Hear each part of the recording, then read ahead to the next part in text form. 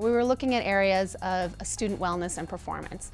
And so we took the leaders in each of those areas, so in sports psychology, in sports nutrition, sports medicine, and sports performance. We brought everybody together and say, hey, how can we go to the next level?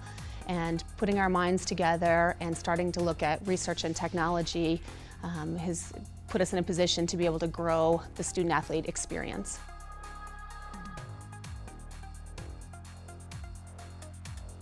It's being located in one building, one accessible building to the student-athletes that they already come to. Putting all these multidisciplinary systems in place that they can access. The ultimate goal of this is to allow the student-athlete to ascend to their greatest potential and to excel even their highest expectations.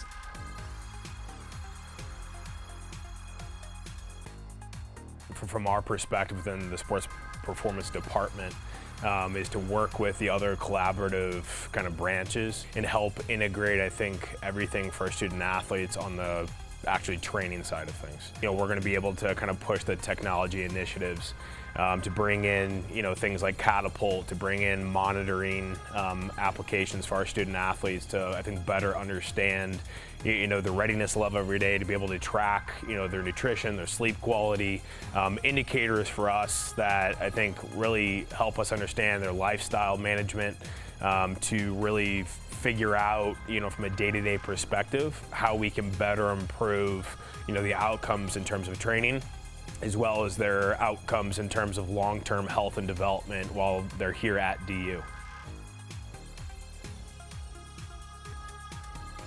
What we're interested in is a great health and wellness for all the athletes, and that goes from preventative, so they have great ability to stay away from injury, and then when they do get injured, it's important that we can help them get back on the field or get back on the court or on the rink, whatever they may do.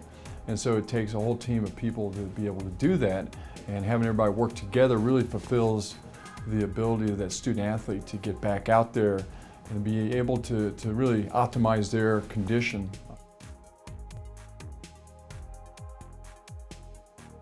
It's often the trainers will know if they have a particular athlete that doesn't seem to have the nutrition or doesn't have the energy to get them through practice, to get them through conditioning, to get them through that type of thing.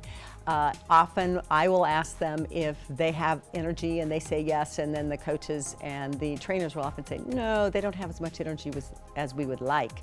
So that's when it usually, you know, puts up the red flag and I start talking to them. And sometimes they don't know. I mean, they're good athletes, they push through, and they need to, when they actually eat better, then they're like, oh, I didn't know nutrition, my energy could be better.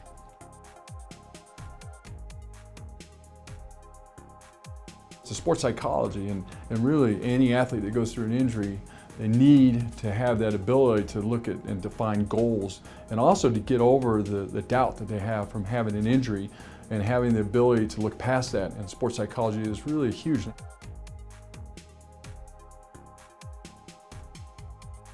They are diligent, they communicate. We have things called roundtables where we really sit down and talk about each individual athlete and how can we help them reach and accomplish their goals.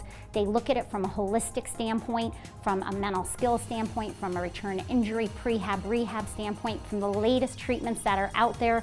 Julie and the team were very good at keeping me calm and keeping me positive and keeping me motivated. They acknowledged the negative aspect.